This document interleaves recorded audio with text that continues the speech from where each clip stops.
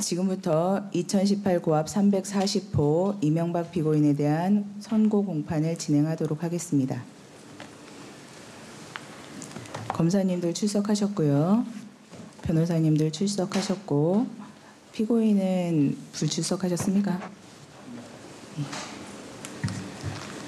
네, 어제 피고인께서 그 불출석 사유서를 내셨고요.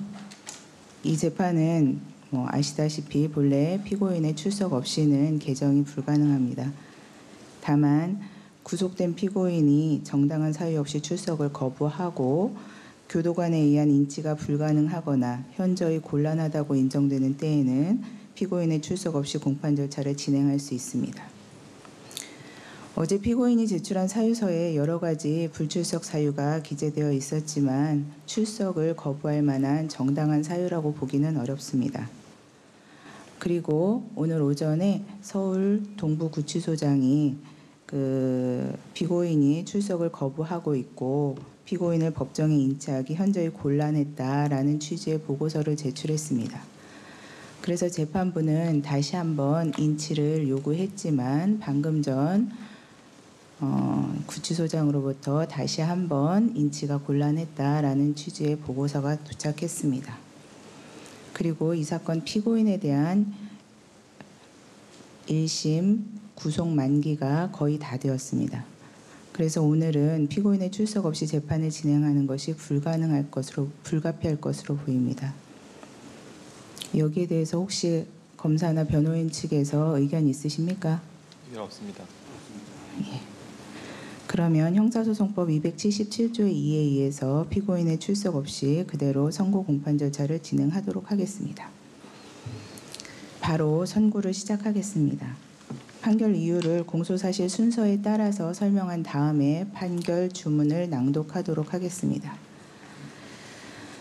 먼저 증거 능력에 대해서 보겠습니다. 변호인은 검찰 제출 증거에 대해서 모두 동의했지만 대부분의 증거가 위법하게 수집되었다고 주장하였습니다.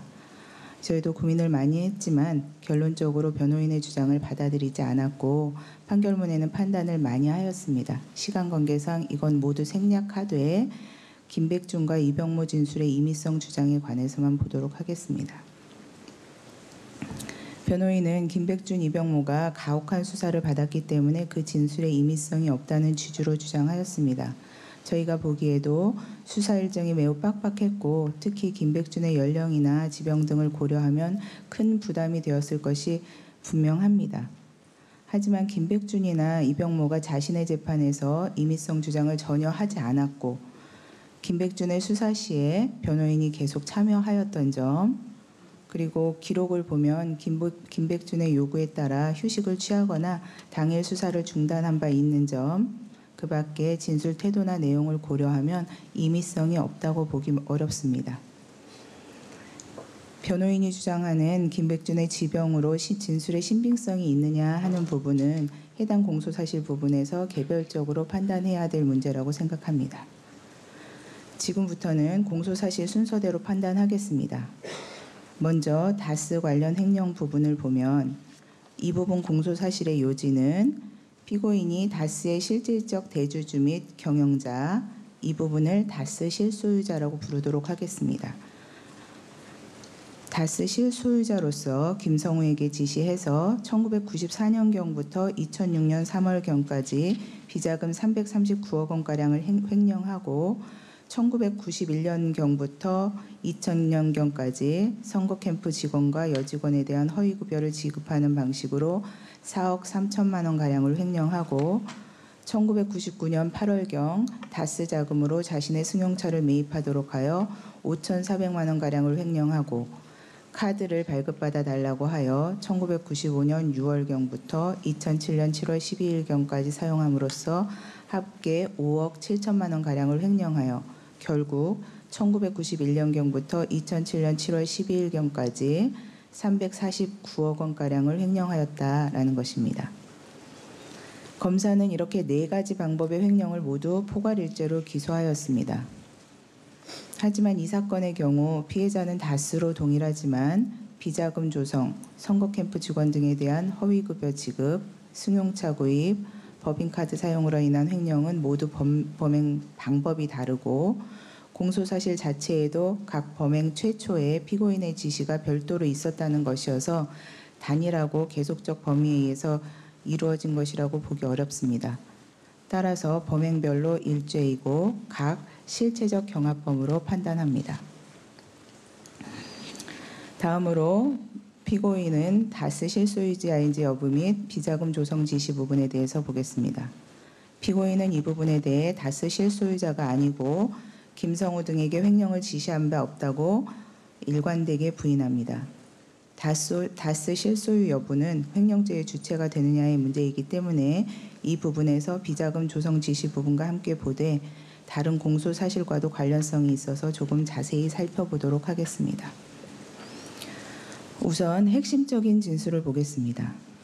다스 설립 시부터 2008년 초까지 다스 대표이사였던 김성우의 진술은 이 부분 공소사실 전체에 들어맞습니다. 김성우는 피고인의 지시로 현대건설에서 퇴사하여 다스를 설립하였다.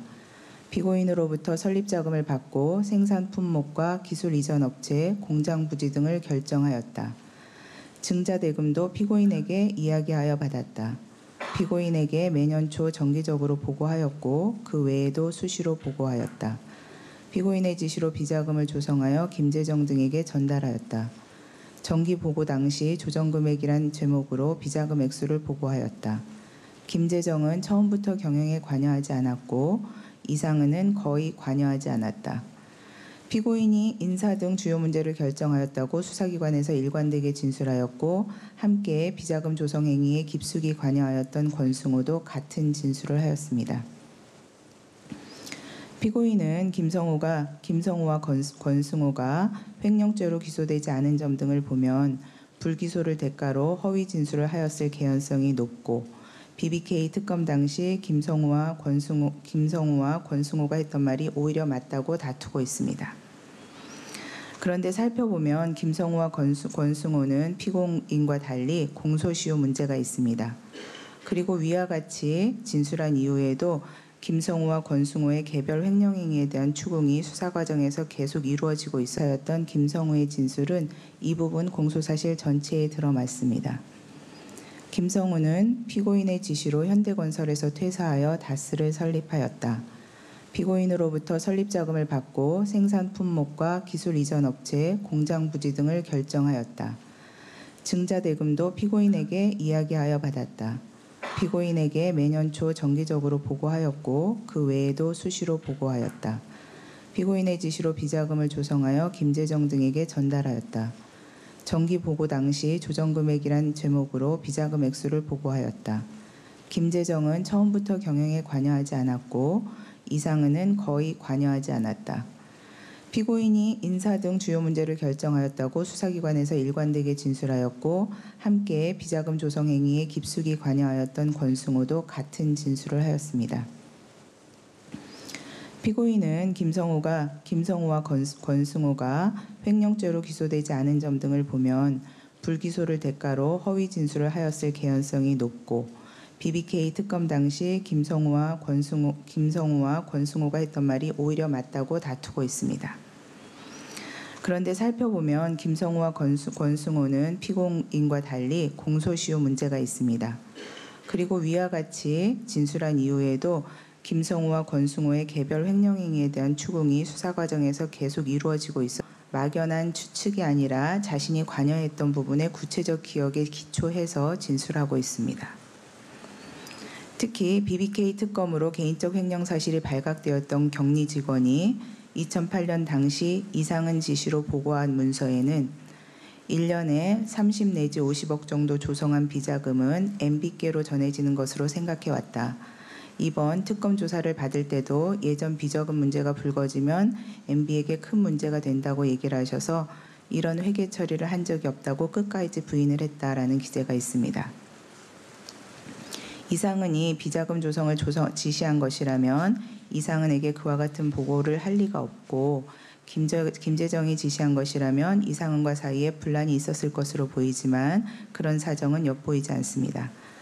다만 김성우 등이 지시받은 비자금보다 더 조성하여 개인적으로 착복하였다고 보고 김성우 등을 해고하였을 뿐이고 격리 직원은 이후에도 계속 다스에서 근무하였습니다. 이런 점은 비자금 지시가 피고인에 의한 것이라는 강력한 증거가 된다고 할 것입니다. 이후 김성우 퇴사 후 2009년경 다스 대표이사가 된 강경호도 다스는 피고인의 것이라 생각하고 주요 인사권, 임원들의 급여, 배당금 지급 결정 등 주요 결정에 피고인 의사가 반영되었으며 이시영이 실권자였다는 취지로 진술하였는데 강경호는 피고인의 지시로 대표이사가 된 사람으로 허위 진술을 할 이유가 없습니다. 이상은의 아들인 이동영의 진술도 이에 부합하고 다스의 임직원인 김도훈, 최순용, 정학용 등도 모두 이시영이 다스의 실권자라는 취지로 진술하였습니다. 진술 외에 MB 지시로 이동영이 입사하였다는 취지가 기재된 권승호 수첩, 다스가 100% 지분을 소유한 홍은프레이닝에 관한 사항을 이병모가 피고인에게 보고한 VIP 보고사항, 다온의 다스 자금 차입과 관련해서 아버지께 보고 후 지침 승인 바란다는 김진의 문자 메시지, 이상은이 경영에서 배제되어 있으며 이시영의 승계 수업에 신경을 쓰라는 이상은의 발언이 담긴 이문성 메모, 강경호 등이 이동영 몰래 이시영의 승계 작업을 검토한 것으로 보이는 이메일과 문서 등이 다수 증거로 제출되어 있습니다. 다음으로는 이상은이 다스 지분을 인수한 대금 및 김재정과 이상은의 다스 증자재금 출처인 이른바 도곡동 땅 매각 대금에 대해서 보겠습니다. 자금 흐름을 보면 도곡동 땅 대금 중 김재정 계좌에 있던 것은 다스 증자대금으로 사용한 외에 주식 투자로 큰 손실을 입었을 뿐 개인적으로 사용한 정황이 없고 남은 돈 중 대부분은 모두 상속세 납부에 사용되었으며 10억 원가량 남았는데 피고인이 이병모에게 통장 현황을 요구한 정황이 있습니다. 김재정은 이병모와 친구에게 피고인에게 자금 보고를 해야 되는데 투자 손해를 너무 많이 봐서 고민이다라는 취지의 이야기를 하기도 하였습니다. 한편 도곡동 땅 매각 대금 중 이상은 계좌에 있던 것은 BBK 특검 이전까지는 김재정이 관리하면서 다스 증자대금으로 지급된 외에 이병모를 시켜 출금한 돈은 모두 이상은에게 지급하지 않고 김재정 금고에 보관하였습니다. BBK 특검 이후 이동영에게 통장이 인계되었는데 피고인의 논현동 자택공사와 관련하여 60억 원가량이 사용되었고 이시영이 이동영에게 요구하여 10억 원가량을 사용하였으며 이동영은 피고인의 요구에 따라 위 돈을 지급하기 위해서 손실을 보며 주식을 매각하기도 하였습니다. 이동형도 이것은 피고인의 돈이라고 진술하고 있습니다. 도곡동 땅 매각대금 흐름 외에도 이병모와 권영미 모두 김재정이 피고인의 재산관리인이었다라고 시인하고 있기도 합니다. 김재정 지시로 2008년부터 2009년까지 이병모와 정수명이 김백준으로부터 돈을 받아 와서 논현동 사저비용과 차명부동산 관리비용 등으로 사용한 VIP 장부가 발견되었고 김재정 사후에 피고인의 지시로 이병모가 김재정이 관리하던 차명부동산과 김재정 계좌 등을 피고인에게 계속적으로 보고하였습니다. 그 보고 내용 중에는 권영미가 돈을 자녀 결혼 자금 등에 사용하도록 승인해달라는 요청이 기재된 것도 있고 피고인이 수표를 사용하기 쉽게 현금으로 교환하라고 지시한 내용도 있습니다. 피고인은 위와 같이 지시 보고받은 것이 차명 재산이기 때문이 아니라 김동영 명의의 재산은 조카들 사이에 상속재산 분쟁을 막기 위해서 김재정 명의의 재산은 재산관리 능력이 없는 권영미의 부탁으로 각 관리해 준 것이라는 취지의 주장을 합니다. 그러나 김동혁은 피고인의 재산이라고 진술하고 있을 뿐 아니라 이미 이귀선의 상속재산은 김동혁 한 사람 명의로 정리된 상태인데 분쟁을 막기 위해 나이든 조카의 부동산을 관리하면서 그 수익까지 자신이 향유한다는 것은 납득하기 어렵습니다. 또한 처남댁인 권영미가 전직 대통령에게 재산을 관리하여 달라고 부탁하였다거나 대통령이 이를 받아들여 처남댁 재산을 관리해 주기 위해 보고를 받았다는 것은 이치에 맞지 않는 주장으로 받아들이기 힘듭니다. 위와 같은 점들을 모두 모아보면 김재정은 피고인의 재산관리인이었고 도곡동 땅 매각대금도 피고인의 것이라고 인정할 수 있습니다. 다음으로 비자금 관리와 전달에 관해서 보겠습니다. 비자금으로 조성된 다스 관련 수표 및 어음은 김재정이 정수명 등에게 지시해서 자금 세탁을 하였고 그 돈은 김재정 금고에 보관되었습니다.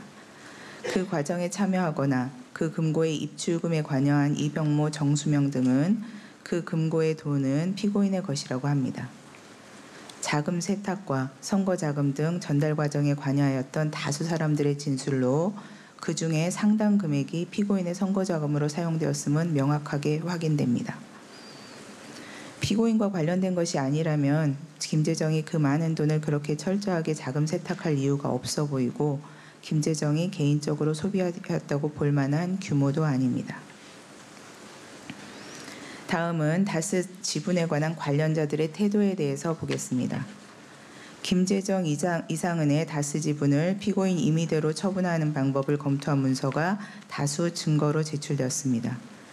피고인 지시로 김재정 상속 과정에서 김재정 지분이 청계재단에 교부되는 방법이 검토되었고 실제 5%가 증여됩니다. 청와대 행정관이던 재승환이 작성한 PPP 기획안에도 이상은 다스 지분을 이시영에게 상속 또는 증여하는 방법이 검토됩니다. 강경호와 이시영이 이동영 몰래 이상은 지분을 이시영에게 증여하는 등의 방법으로 경영권 승계를 검토한 바도 있습니다. 2015년 11월경 청계재단에서도 다스 지분 추가 취득 방안이 검토됩니다. 이런 부분에 대해 정작 권영미나 이상은은 알지 못한다고 진술하고 있습니다. 이와 같이 피고인이 다스 주식을 자신의 것인 것처럼 행동한 반면 권영미는 전혀 자신의 것이 아닌 것처럼 행동하고 있습니다. 이병모가 피고인에게 보고한 내용에 의하면 권영미는 김재정 사후 자금 부족을 호소하고 있는데 막상 다스 주식에 대한 배당금은 포기하는 것으로 되어 있습니다. 다스 경영권에 관심이 있는 사람도 아닌 권영미가 자신의 주식이라면 배당금을 포기하거나 차등 배당을 용인할 리가 없습니다. 또 다른 주식의 차명 명의인인 피고인의 친구는 자신이 받은 배당금을 이시영에게 돌려주었습니다. 이런 점 등에 비추어 볼 때에도 다스 주식은 피고인의 것으로 보입니다. 피고인은 최초 설립 자금을 김재정이 납부한 것이 당시 입금된 계좌 내역으로 증명이 되고 이에 반하는 김성우의 진술은 모두 거짓이라는 취지로 주장하기도 합니다. 하지만 최초 설립 자금이 입금된 계좌 내역상으로는 입금자를 알 수 없고 그 입금 당시 피고인에게 이야기하여 서울에서 송금한 돈을 받았을 뿐 송금자는 확인할 수 없었다는 김성우의 진술과 이 부분은 일치하기도 합니다. 최초 송금자가 누구인지는 지금으로서는 확인할 수 없지만 앞서 본 사람들의 진술과 증거들, 합리성 등을 고려하면 김성우의 진술은 충분히 믿을 만합니다. 그 외에 피고인의 지시로 다스 미국 소송을 총괄 지원한 김백준이나 PPP 기획안을 작성한 재승환도 모두 다스는 피고인의 것이라고 진술하고 뒤에 살펴볼 사정들도 모두 피고인이 다스 실소유자임을 증명하고 있지만 위에 살펴본 사정만으로도 피고인이 다스 실소유자이고 비자금 조성을 지시하였다는 사실이 넉넉하게 인정됩니다. 지금부터는 구체적으로 비자금 조성 관련 횡령 금액에 대해서 보겠습니다. 횡령 금액은 특정할 수 있어야 하고 그 시기에 횡령한 의심이 든다는 것만으로 금액까지 포함한 횡령죄를 인정할 수는 없습니다. 김재정이 정수명 등을 동원하여 다스 발행 수표와 어음을 세탁하였음이 관련자들의 진술과 계좌 내역으로 밝혀진 금액이 240억 원가량입니다. 이 부분은 정확하게 특정이 되었다고 보여집니다. 그 외에 미강철강 등 3개 업체의 세금 계산서는 김재정과 이영배가 전달해 준 것이므로 그 세금 계산서 관련 금액은 모두 피고인의 지시에 따라 조성한 비자금이라는 전제하에 검사가 특정한 금액이 있습니다. 그러나 이를 뒷받침할 만한 증거가 부족하고 권승호의 진술만을 기초로 상당한 기간이 지난 횡령 금액을 특정하기는 어렵습니다. 또한 검사는 2004년도, 2005년도 횡령 금액은 김성우와 권승호의 진술만으로 적어도 이 정도 비자금이 조성되어 전달되었다는 취지로 특정하였지만 2004년 이후 정수명 등 자금 세탁 내역이 존재하지 않고 상당한 기간이 지난 횡령금액 특정을 진술에만 의존할 수는 없으므로 이 부분 역시 증거가 부족하다고 판단됩니다. 결국 김재정에게 전달된 것이 명확하게 입증된 약 240억 원 부분은 유죄로 판단하고 나머지 부분은 무죄로 판단합니다. 피고인은 공소시효 기간이 만료되었다는 주장도 하지만 대통령의 재직 중에는 공소시효의 진행이 당연히 정지되는 것으로 보아야 하고 2003년경까지는 횡령이 진행되었기 때문에 대통령 재직 기간을 빼면 공소시효 기간이 지나지 않았습니다. 비자금 조성 부분에 대해서는 여기까지 보도록 하고 허위급여 지급, 승용차 매입 대금 부분 횡령죄는 모두 피고인이 대통령으로 취임하기 전에 각 공소시효가 완성되었기 때문에 면소로 판단합니다. 신용카드 사용 부분은 모두 유죄로 인정됩니다. 다음으로는 다스 법인세 포탈 부분에 대해서 보겠습니다. 이 부분 공소사실 요지는 2008년 BBK 특검 과정에서 다스 격리 직원이 120억 원가량을 횡령한 것이 발견되어 이를 회수하였는데 피고인이 이동영 등으로 하여금 회수한 횡령금이 해외 미수채권을 외환 송금받은 자금인 것처럼 장부를 조작하고 허위로 법인세 신고를 하도록 하여 2008 사업년도 법인세 31억 원가량을 포탈하였다는 것입니다.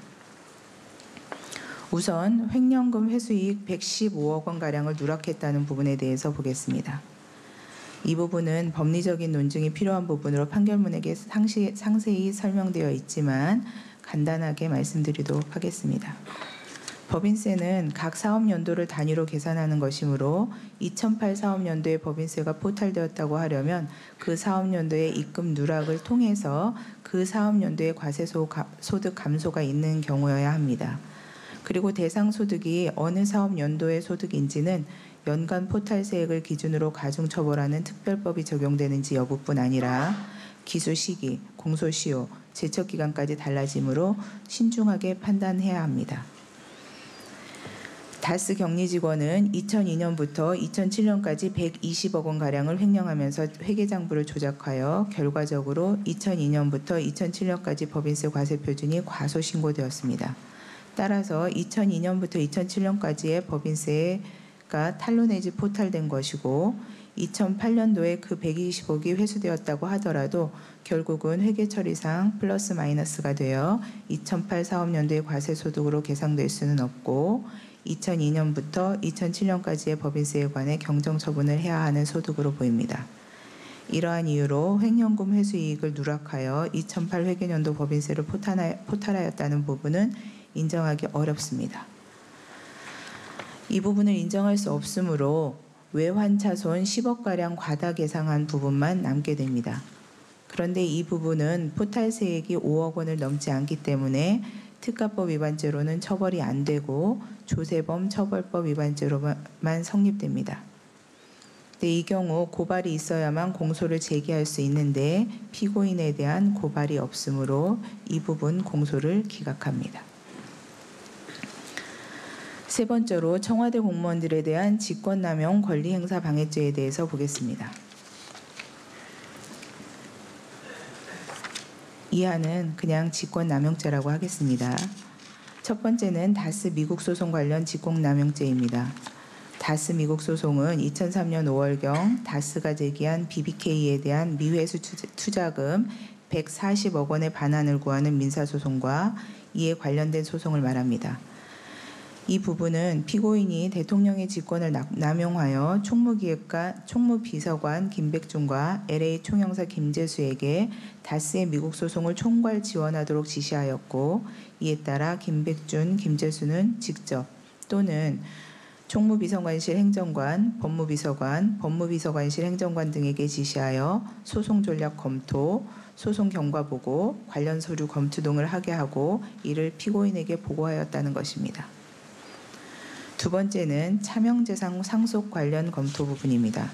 피고인이 대통령의 직권을 남용하여 자신의 재산을 차명으로 관리해오던 처남 김재정의 사망 전후 총무비서관 총무비서관 김백준에게 재단법인 설립, 김재정 명의 차명재산 상속세 및 상속세 절감 방안, 납부 방안 등을 검토하라고 지시하였고, 이에 따라 김백준은 피고인의 재산관리인 이병모와 함께 이를 검토하고 민정 1 비서관실 행정관, 청와대에 파견 근무 중인 행정관 등에게 이를 검토 보고하게 하였다는 것입니다.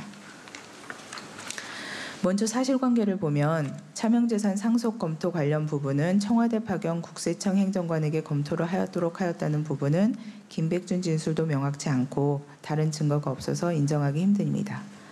그 밖에 사실관계는 모두 인정됩니다. 피고인은 김백준 등에게 지시한 바 없다라고 주장하지만 김백준이 피고인과 무관하게 다스 미국 소송을 지원하거나 김재정의 상속 방법을 검토할 독자적 이익이 있다고 볼 수 없는 점 등에 비추어 보면 피고인 지시가 있었음은 충분히 인정됩니다. 이러한 사실관계를 바탕으로 직권남용죄가 성립하는지 보겠습니다. 직권남용죄는 공무원이 직권을 남용하여 사람으로 하여금 의무 없는 일을 하게 하거나 사람의 권리 행사를 방해한 때에 처벌하는 범죄로 직권남용의 측면에서는 공무의 적절한 수행을 보호하기 위한 것이고 권리 행사 방해 등의 측면에서는 개인의 권리와 의사결정의 자유를 보호하기 위한 것으로 이 두 가지를 모두 고려해야 합니다. 또한 형식적, 외형적으로는 공무원의 권한에 속하는 직무집행이라는 외관이 존재하여야 하고 공무원이 일반적 권한에 속하지 아니하는 행위를 하면 지위를 이용한 불법 행위에 해당할 수 있을 뿐 직권남용죄가 성립하지는 않습니다.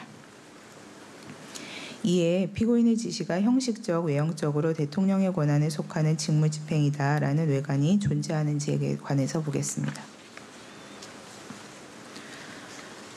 피고인이 대통령으로서 대통령실 소속 공무원 및 외교부 소속 공무원으로 하여금 각종 필요한 업무를 수행하도록 지시할 수 있는 직무상 권한이 있다고 하더라도 이는 국가의 행정작용과 직접, 간접적인 관련성이 있는 업무에 관한 지시에 한하여 인정될 것입니다. 그런데 다스 미국 소송은 모두 국가와는 무관한 사기업에 관련된 소송입니다. 국가는 소송 결과에 아무런 이해관계도 없습니다. 헌법과 법률상 대통령의 권한에 관한 규정, 대통령실의 업무 분장에 관한 규정이나 재외국민 보호 규정을 살펴보아도 대통령에게 대통령실 공무원이나 외교부 소속 공무원으로 하여금 다스 미국 소송의 소송 전략을 검토하게 하고 소송 경과를 보고하게 하고 관련 서류 검토 등을 하도록 지시할 수 있는 직무상 권한이 있다고 볼 수 없습니다. 이 부분은 공소장이 한 차례 변경되었는데 변경 전 공소 사실에는 피고인의 지시를 받고 김백준이 총무비서관의 직무와 무관한 일을 하였다거나 김재수가 총영사의 직무와 관계없는 일을 하였다고 기재되어 있어서 검사도 직무와 무관한 지시였다고 판단한 것으로 보입니다. 상세한 관련 규정 검토는 판결문에 기재하였으나 생략하도록 하겠습니다. 상속재산, 차명재산 부분에서도 대통령에게 처남의 상속재산 처리 및 상속세 절감, 납부 방안을 검토하도록 지시할 수 있는 직무상 권한이 있었다고 볼 수 없습니다. 또한 피고인과 김백준, 김재수의 관계를 보더라도 이러한 문제가 있습니다. 피고인으로부터 직접 지시를 받은 김백준이나 김재수 등을 보면 미국 소송을 점검하고 소송 전략을 수립 지원하는 행위를 총무비서관이나 LA 총영사가 되기 이전부터 해왔고 각 그 직을 그만둔 이후에도 계속하였습니다. 김백준은 그 외에도 피고인의 사적 업무를 지속적으로 도맡아 해왔습니다. 이런 점을 고려하면 김백준 등은 사적 인연이나 개인적인 이해관계에 따라서 위와 같은 일을 하게 된 것으로 보일 뿐이지 피고인의 대통령으로서의 직권 행사로 인해 의무 없는 일을 하게 된 것으로 볼 수는 없습니다. 따라서 직권남용죄는 모두 무죄로 판단합니다. 네 번째로 삼성그룹 자금지원 관련 뇌물죄에 대해서 보겠습니다. 이 부분 공소사실은 피고인은 2007년 9월경 내지 10월경 미국 법률회사인 에이킹건프 김석환을 통해서 삼성그룹 전략기획실장 이학수의 자금지원 의사를 보고받고 이를 승인하여 김석환을 통하여 대통령 취임 전 37만 5천 달러, 대통령 취임 후 합계 540만 달러가량을 뇌물로 수수하였다는 것입니다. 이에 대하여 피고인은 삼성의 지원을 승인한 바 없을 뿐 아니라 삼성이 지원하는 사실을 알지 못했다. 김석환은 피고인을 통하여 삼성이나 현대로부터 미국 소송을 많이 수임할 목적으로 다스 미국 소송을 무료로 대리하였을 뿐이고, 김석환이 삼성으로부터 받은 돈은 삼성에 대한 정당한 자문료 등이거나 삼성을 속여 지급받은 것이다 라는 취지로 다툽니다. 전체적으로 증거에 대해서 살펴보도록 하겠습니다. 영포빌딩에서 압수된 2009년 10월 27일자 VIP 보고사항이라는 문서에는 작성자가 김백준으로 기재되어 있고, 2009년 10월 16일 김석환과의 면담 결과에 대하여 2008년부터의 다스 미국 소송 비용 조달은 리테이너로 월 12만 5천 달러와 삼성전자 현지법인에 청구한다는 내용의 기재가 있고, 김백준이 수기로 MB 지원, 삼성전자 현지법인 이학수 실장에게 직보라고 기재한 부분이 있습니다. 이 문건은 형식적으로나 내용적으로나 김백준이 피고인에게 보고한 문서로밖에 볼 수 없고, 2009년 10월 16일 김석환이 실제 청와대에 취입한 내역도 있습니다. 따라서 적어도 이때부터는 피고인이 삼성 지원 사실을 몰랐다거나 김석환이 무료로 소송을 해준 것이라고만 알았다, 이렇게 이야기할 수는 없습니다. 그런데 이후 수사 과정에서 2007년 10월경 다스가 에이킹건프를 다스 미국 소송 대리인으로 선임하는 계약서가 발견되었고, 이에 대해서 김성우는 김백준 또는 피고인으로부터 지시를 받고 서명하였다고 진술하고 있습니다. 그리고 삼성에서는 2007년 10월분부터 위 VIP 보고사항에 기재된 12만 5천 달러를 에이킹건프에 송금하기 시작한 자료가 나왔습니다. 다스 미국 소송을 진행한 에이킹건프 변호사가 김석환에게 청구한 금액이 그대로 삼성전자 현지법인에서 에이킹건프에 지급된 이메일 자료 등도 있습니다. 이를 모두 우연의 일치라고 보기는 어렵습니다. 한편 이학수는 2007년 하반기 김석환으로부터 에이킹건프가 미국에서 수행하는 피고인에 대한 법률 지원 활동 등의 비용을 삼성에서 지급하는 방법으로 피고인에게 자금을 지원해달라는 제안을 받고 이건희 회장에게 보고 승인받은 후 에이킹건프에 송금하였다라고 자백하면서 삼성전자를 통해 이 부분 송금 내역을 특정하여 제출하였습니다. 관련 삼성전자 임직원들도 이학수로부터 지시를 받거나 어떤 명목으로 지급하였는지 모르지만 다른 소송과는 다르게 에이킹건프에서 청구하는 대로 지급하여 왔다는 취지로 부합 진술을 하였습니다. 피고인은 이학수가 허위 자백을 한 것이고 진술이 바뀌었다고 하지만 이학수를 비롯한 삼성전자 임직원들 전체가 허위 자백을 할 만한 사정을 발견하기 어렵고, 이학수 진술은 증거가 추가로 발견됨에 따라 추가로 범행을 인정한 취지라고 보여집니다. 이학수는 자수하면서 피고인에 대한 지원 내역을 특정하여 제출하였는데 그 기준에 합리성이 있고 의문을 제기하는 피고인의 각종 주장은 받아들이기 어렵습니다. 김백준은 2008년 3월 내지 4월경 김석환이 피고인을 방문하여 이학수가 에이킹건프에 추가로 금원을 지급하는 방법으로 피고인을 지원하겠다는 의사를 전달하여 피고인이 이를 승낙하였다라고 합니다.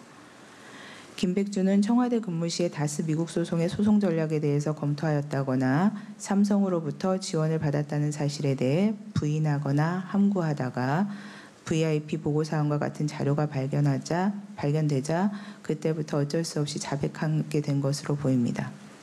이러한 자백 경위와 2008년 3월 내지 4월경 김석환이 청와대를 방문한 기록이 있고 이 당시 피고인에게 보고된 문서도 있으며 김석환 소개 경위에 대해서는 제3자의 부합 진술도 있습니다. 그리고 이학수의 진술에 대해서도 김백준은 자신의 기억과 다른 부분은 다르다고 분명히 진술하고 있습니다. 그리고 2008년 3월 내지 4월경 이런 일이 있었다는 사실에 대해서는 이른바 이재호의 인터뷰가 있기 전부터 김백준이 진술해 온 바입니다. 이런 점 등을 보면 김백준의 진술에 신빙성이 있다고 보여집니다. 따라서 적어도 2008년 3월 내지 4월경에는 피고인이 김석환을 통하여 이학수의 지원 의사를 전해 듣고 이를 승인하였다고 할 것입니다.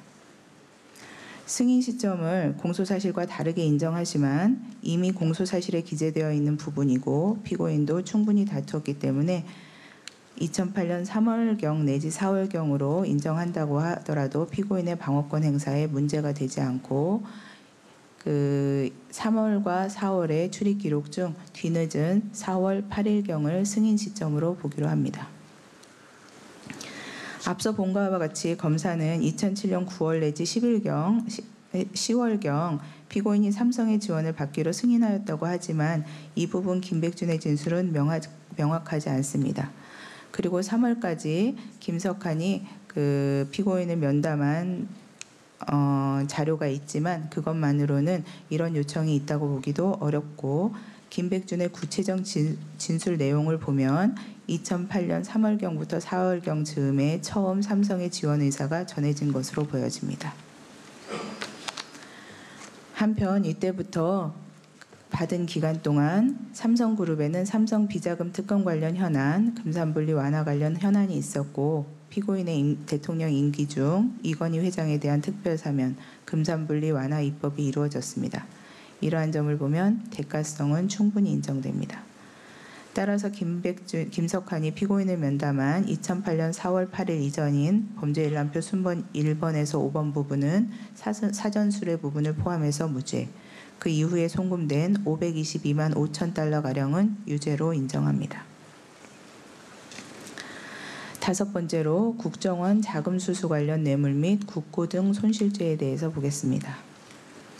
이 부분 공소사실의 요지는 피고인이 김성호로부터 첫째 2008년 3월 하순경부터 5월경 사이에 총선을 앞두고 2억 원, 둘째 2008년 4월경부터 5월경 사이에 2억 원의 국정원 자금을 각 전달받았고 원세훈으로부터는 2010년 7월경부터 8월경 사이에 국정원 자금 2억 원을 전달받아 횡령함으로써 국고를 손실하고 뇌물을 수수하였다는 점과 원세훈으로부터 2011년 9월경부터 10월경 사이에 10만 달러를 전달받아 뇌물을 수수하였다는 점입니다. 이 네 가지를 첫 번째, 두 번째, 세 번째, 네 번째 공소사실로 지칭하겠습니다. 우선 첫 번째 공소사실에 대해 보면 검사가 두 번째 공소사실 이전에 받았다고 하여 기소하였다는 것은 명확해 보입니다. 김백준은 피고인으로부터 국정원에 요청한 돈이 왔다는 연락을 받고 대통령 집무실로 가서 돈이 든 캐리어를 받아왔다라는 취지로 공소사실에 부합하는 진술을 하였고 수수 전후의 사정에 대한 박재환, 이시백 등의 진술과 일치하기도 합니다. 그렇지만 국정원에서 돈이 나온 과정에 대한 증거가 전혀 없고 당시 국정원 직원들은 모두 두 번째 공소사실 부분이 김성호가 국정원장에 임명된 이후 청와대에 처음 국정원 자금을 전달한 것이라는 취지로 진술하고 있습니다. 게다가 박재환의 진술에 의하면 당시 다른 출처의 돈이 청와대로 유입되었을 가능성도 있습니다. 따라서 김백준의 이 부분 진술은 다른 자금과 혼동하였을 가능성이 있고 기억이 맞다고 하더라도 당시 피고인으로부터 국정원에서 요청한 돈이 왔다고 연락받았다는 사정만으로는 그 돈이 국정원에서 왔다고 단정하기에도 부족합니다. 따라서 이 부분은 모두 무죄로 판단합니다. 김성호로부터 2억 원을 받았다는 두 번째 공소사실에 대해서 보겠습니다. 김성호와 피고인은 모두 이 부분 부인하고 있습니다. 그러나 김백준이 매우 구체적으로 진술하고 있고 김성호 지시로 국정원으로부터 특활비가 나와서 김백준에게 전달한 경위에 관한 국정원 직원들의 진술도 매우 구체적이고 일치합니다. 그리고 청와대에서 특활비가 부족하였던 정황에 대한 박재환 등 청와대 직원들의 진술도 일치합니다. 게다가 당시 국정원 기조실장은 그와 같이 전달한 후 피고인을 독대하여 국정원 자금 사용은 문제가 될 수 있다는 말을 하였다고 진술하였는데 피고인을 독대한 사실은 당시 대통령 비서실장의 진술로도 확인되어 신빙성이 있습니다. 사실관계가 모두 인정됩니다. 세 번째 공소사실의 사실관계에 대해서 보면 피고인은 부인하지만 원세훈도 2억 원가량을 전달한 사실이 있음은 인정하고 있고 김백준은 그 당시 상황을 매우 구체적으로 기억하고 있습니다. 그리고 원세훈 지시를 받아 국정원으로부터 특활비가 나와서 김백준에게 전달한 경위에 관한 국정원 직원들의 진술도 매우 구체적이고 일관됩니다. 청와대에서 보훈된 채 경력금이 문제된 적이 있다는 주승로 등 청와대 직원들의 진술도 일치합니다. 사실관계가 모두 인정됩니다. 위와 같은 사실관계를 전제하여 두 번째, 세 번째 국정원 자금 수수가 국고손실죄나 뇌물죄에 해당한지를 보겠습니다. 우선 국고손실죄 성립에 관하여 보면 피고인은 법리상 여러 가지 문제도 다투고 있지만 국정원장은 국가재정법 등 관련 법령을 종합적으로 볼 때 회계관리 직원에 해당된다고 판단되고 특별사업비를 그 사업 목적으로 사용한 것은 국고손실죄에 해당됩니다. 이 부분은 모두 유죄로 판단합니다. 다음으로 뇌물죄에 관하여 보면 뇌물죄가 성립하려면 직무와 대가 관계가 있어야 합니다. 그런데 이 부분에서 국정원장들이 국정원 자금을 지급하게 된 것은 청와대 사업비를 지원해달라는 요청에 따른 것으로 대통령 개인에게 교부한다기보다는 대통령실이라는 기관에 지원한다는 의사로 전달된 것으로 보입니다. 그 밖에 국정원장 개인의 특별한 동기가 엿보이지 않습니다. 검사는 촛불 집회로 김성호의 입지가 리비아 사태로 원세훈의 입지가 각 약해진 상태라고 하지만 당시는 김성호가 임명된 직후이고 원세훈의 경우에는 리비아 사태가 크게 생각되지 않았다는 관련자들의 진술이 다수 있습니다. 이러한 점들에 비추어 보면 뇌물 교부의 계기가 된다고 보기는 어렵습니다. 그 밖에 검사가 드는 사정은 지나치게 막연하고 일반적이어서 직무와 관련해서 위 돈들이 수수되었다는 점을 인정하기에 부족합니다. 따라서 두 번째, 세 번째 뇌물죄는 모두 무죄로 판단합니다. 원세훈으로부터 10만 달러를 받았다는 네 번째 공소 사실에 대해서 보겠습니다. 이 부분은 뇌물죄로만 기소되었습니다. 피고인은 원세훈으로부터 10만 달러를 받은 것은 인정하지만 국정원 자금 용도에 맞게 대북관계 업무에 정당하게 사용되었다고 주장합니다. 그런데 이 부분은 앞에 두 번째, 세 번째 사건들과는 다르다고 보여집니다. 국정원장 원세훈이 본래 친분이 있던 대통령 부속실장에게 직접 전화해서 VIP 해외 순방 시 달러가 필요할 수 있으니 대통령께 전달해달라라고 한 후 전달되었고 청와대 관저에서 근무하던 직원을 통하여 관저 내실로 전달되었습니다. 이런 사용 목적에 대한 진술은 국정원 원세훈으로부터 불출 지시를 받은 국정원 직원의 진술로도 확인됩니다. 그 전달 내용이나 과정의 은밀성, 전달 장소, 사용처와 관련된 관련자들의 진술을 고려할 때 청와대 사업 관련 자금이라고 보기는 어렵고 개인 자금으로 전달된 것이 분명합니다. 당시 남북 접촉 비용이 필요했다고 볼 만한 아무런 자료가 없을 뿐 아니라 그러한 명목의 금원을 관련 부서가 아닌 피고인이 직접 관저로 수령한다는 것은 있을 수 없는 일입니다. 한편 2011년 2월경 발생한 인도네시아 사태는 국정원 내 외부에서 심각하게 인식되었고 원세훈도 거취를 불안해하였으며 실제 경질론이 대두되었다는 것이 국정원 다수 관련자들의 진술입니다.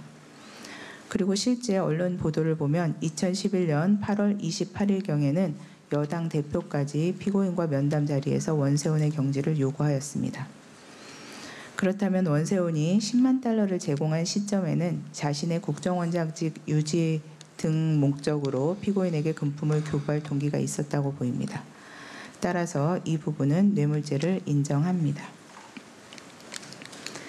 여섯 번째로 공직임명 대가 등 금품 수수 관련 뇌물 등에 대해서 보겠습니다. 이 부분은 공소사실 기재와는 순서를 바꾸어서 최등규, 손병문, 이정섭 부분에 대해서 먼저 보겠습니다. 공소사실 요지는 피고인은 대선을 준비하면서 이상득 등과 공모하여 정치자금 수수를 공모하였고 자금 제공자로부터 청탁을 받으면 피고인이 이를 전달받아 대통령 당선 후 그에 관한 권한 내지 영향력을 행사하기로 공모하였다. 피고인은 이상득 등을 통하여 대선 기간 중 청탁을 받고 대보그룹 회장 최등규로부터 5억 원, ABC 상사 회장 손병문으로부터 2억 원, 능인선원 운영자 이정섭으로부터 3억 원의 각 뇌물을 받았다는 것입니다.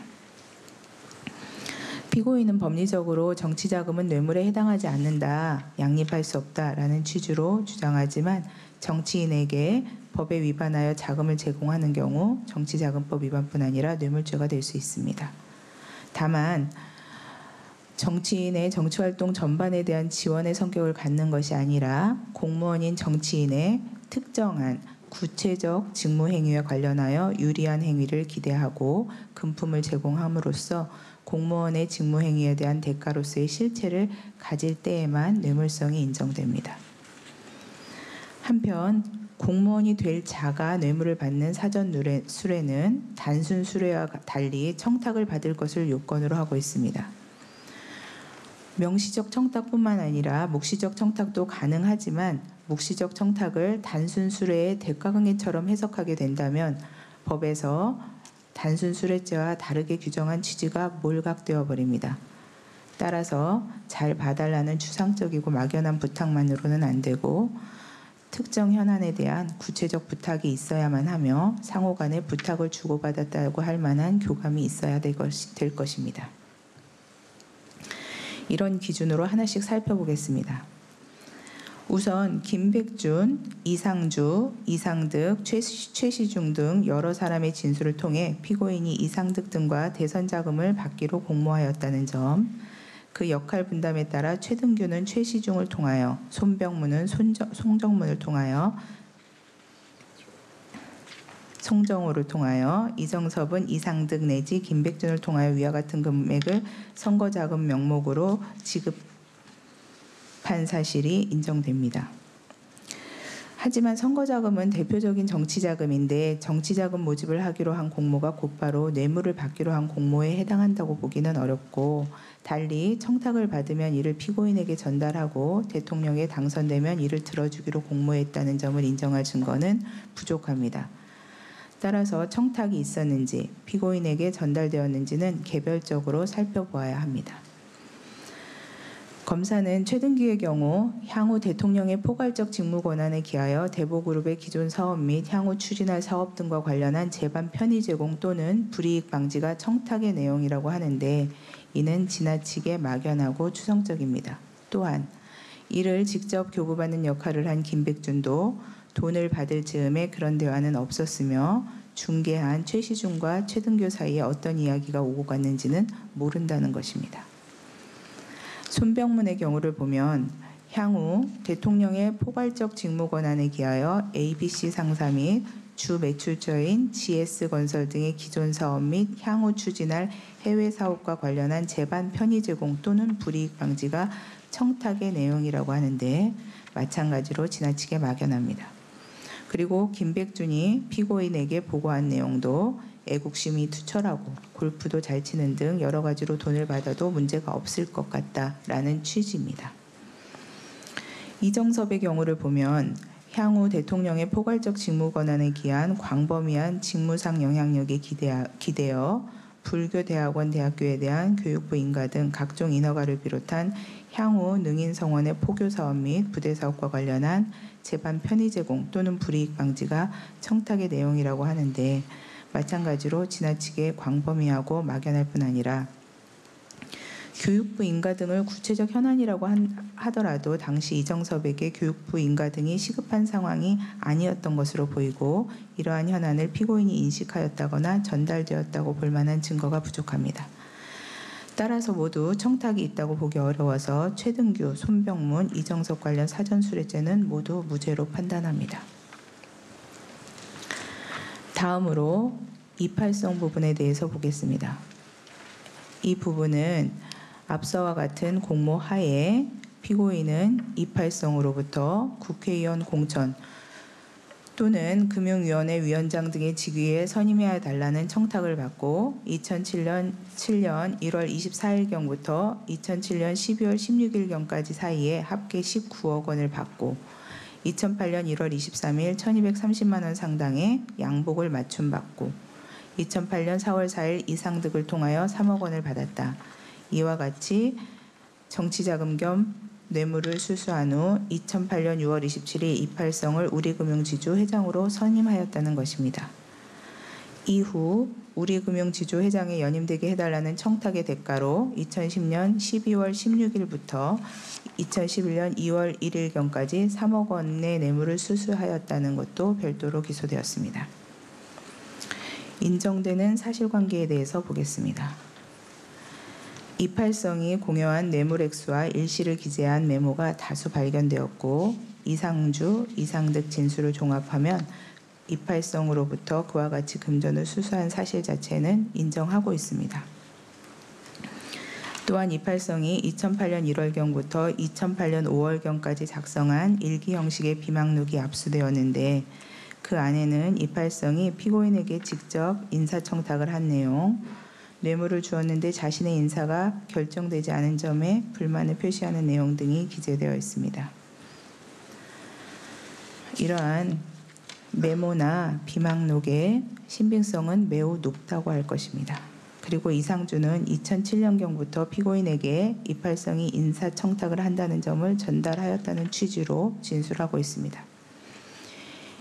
이러한 증거들에 비추어 보면 이팔성이 2008년 1월 23일까지 사이에 국회의원이나 주요 금융기관장 등에 임명해달라는 청탁의 대가로 피고인에게 현금 16억 원 및 1230만 원 상당의 의류를 공여한 사실이 인정됩니다. 2007년 1월 24일 5천만 원 수수 부분은 제외되었는데 이 부분은 후술하도록 하겠습니다. 나아가 청와대 비서관 및 행정관들, 금융위원회 관련자들의 진술에 의하면 피고인이 이팔성을 우리금융지주 회장으로 선임하도록 지시한 사실도 인정되고 이는 대통령의 직무 범위 내의 행위에 속한다고 할 것입니다.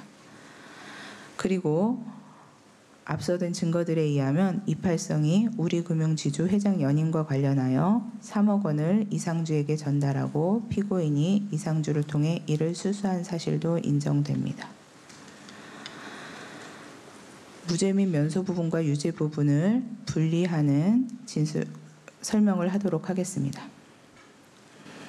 다만 요 사전수뢰죄는 공무원이 될 자여야 하는데 공직 취임의 가능성이 확실하지는 않더라도 어느 정도 개연성은 있어야 합니다.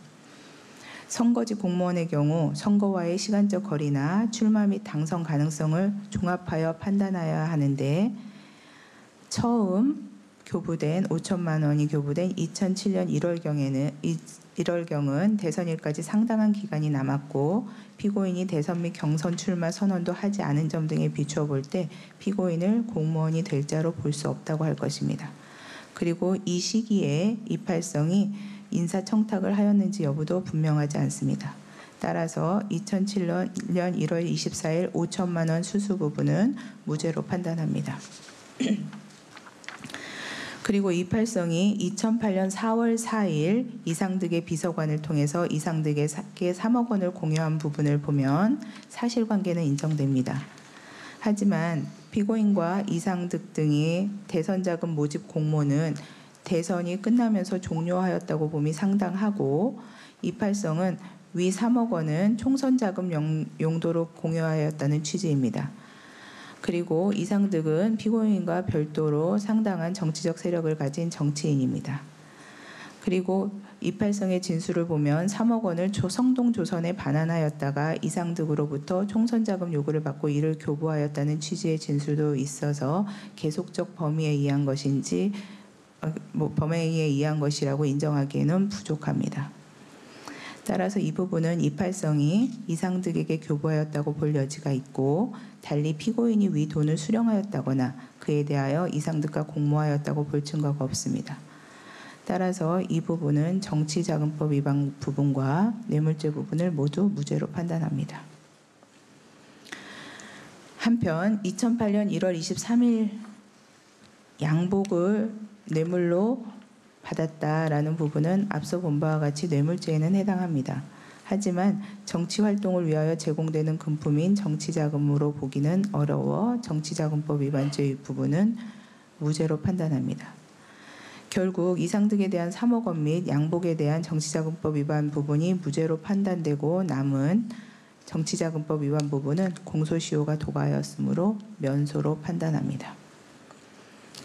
유죄로 판단하는 부분은 현금 16억 원 및 1,230만 원 상당의 의류 관련 사전 수뢰 후 부정처사 부분과 연임 관련 3억 수뢰 및 정치자금 수수 부분입니다.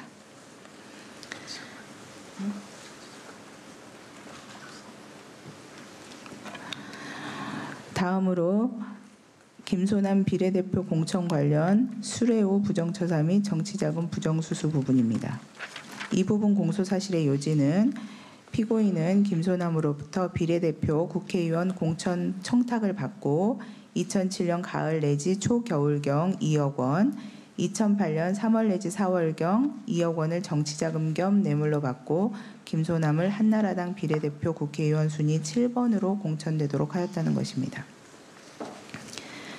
김소남, 김백준, 이병모 등의 진술에 의하면 위와 같은 사실이 인정되고 나아가 이방호, 박재환 등 진술에 의하면 피고인이 김소남을 비례대표 7번으로 공천되게 한 사실이 인정됩니다.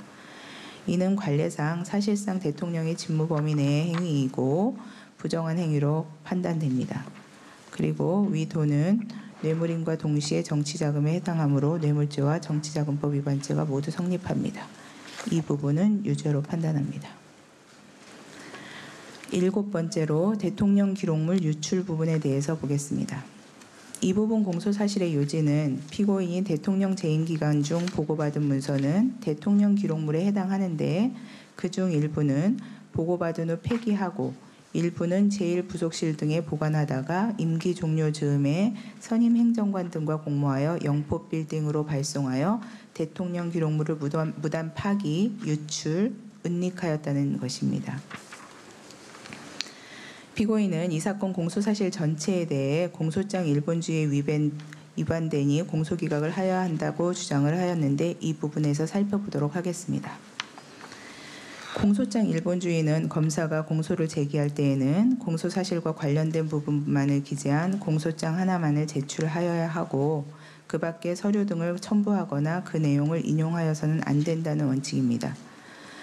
법원이 재판 전에 피고인에 대해 미리 유죄의 예단을 가지게 되는 것을 방지해서 재판의 공정성을 보장하기 위한 중요한 원칙입니다. 다만 공소사실의 범위나 공모관계, 범행에 이르게 된 동기나 경위 등을 명확히 나타내기 위해 적시한 것으로 보이는 경우에는 공소장 일본주의 위배라고 볼 수 없고 이의가 제기되지 않은 상태에서 증거조사가 완료되어 법관이 심증을 형성하였다면 더 이상 공소장 일본주의 위배로 다툴 수 없다고 봅니다.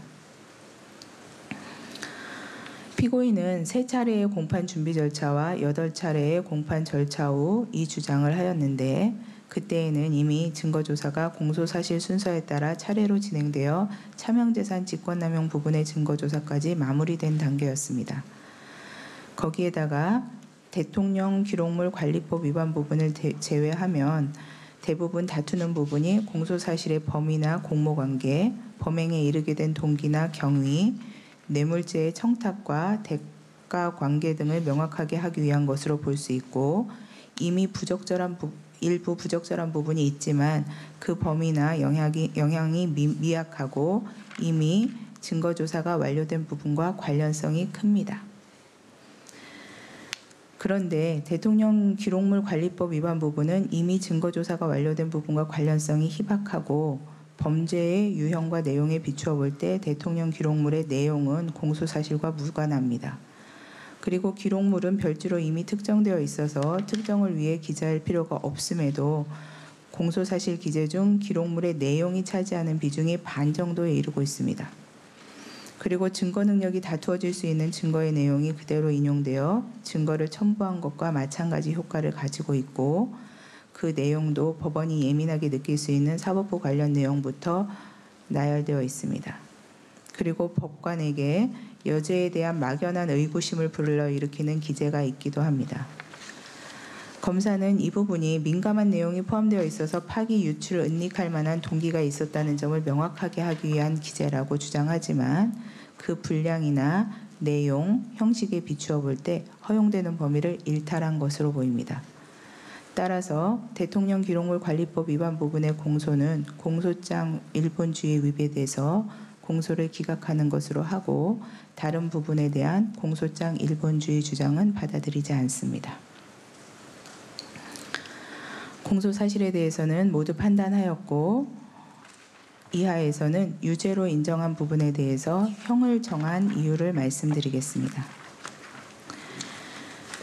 2007년 대통령 선거 기간 내내 다스 및 BBK 관련 의혹이 제기되고 특검까지 꾸려졌음에도 피고인이 대통령으로 당선될 수 있었던 까닭은 결백을 주장하는 피고인을 믿고 피고인이 전문 경영인으로서 보여주었던 역량을 대통령으로서도 잘 발휘할 것이라고 기대한 다수의 국민들이 있었기 때문입니다. 피고인은 국민으로부터 막강한 권한을 위임받은 대통령으로서 이를 오직 헌법과 법률에 따라 국민 전체를 위해 행사해야 할 책무가 있었습니다. 그런데 재판 결과 피고인은 다스를 실소유하면서 장기간에 걸쳐 246억 원가량을 횡령한 사실이 드러나게 되었는 바 범행 당시 이미 국회의원, 서울시장으로 활동하고 있었다는 점에서도 죄질이 매우 좋지 않습니다. 또한 국민의 기대와 대통령으로서의 책무를 저버리고 국회의원 공천이나 기관장 임명 청탁을 받고 20억 원가량을 수수한 후 청탁대로 일을 처리하고 삼성으로부터 은밀한 방법으로 60억 원가량을 수수하던 중 이건희를 사면하고 국정원장이던 원세훈으로부터 10만 달러의 뇌물을 수수한 사실도 있습니다. 뇌물죄는 1억 원만 수수하여도 10년 이상의 징역형에 처하도록 한 아주 중한 범죄입니다. 그런데 국가 원수이자 행정부 수반인 대통령이 이러한 행위는 대통령 직무의 공정성과 청렴성을 훼손하는 데 그치지 않고 공직사회 전체의 인사와 직무집행의 공정성에 대한 신뢰를 무너뜨리는 행위로서 비난 가능성이 매우 큽니다. 의혹만 가득했던 사건의 실체적 진실이 밝혀지는 과정에서 피고인이 재임 시절 저질렀던 다른 범행들이 함께 드러남으로써 당시 피고인을 믿고 지지하였던 국민들은 물론 우리 사회 전반에 큰 실망과 불신을 안겨주었습니다. 객관적 물증과 신빙성 있는 관련자들의 진술에도 이 사건 범행 대부분이 상당히 오래전에 발생하였다는 점에 기대어 이를 모두 부인하면서 오히려 피고인을 위해 일했던 측근들이 자신들의 이익을 위하여 이 사건 범행을 저지른 것이고 자신은 개입되지 않았는데 모함하고 있다고 주장하는 등 책임을 모두 전가하는 태도를 보이고 있습니다. 이러한 점을 모두 종합하면 피고인에 대하여 그 책임에 상응하는 엄중한 처벌은 불가피합니다.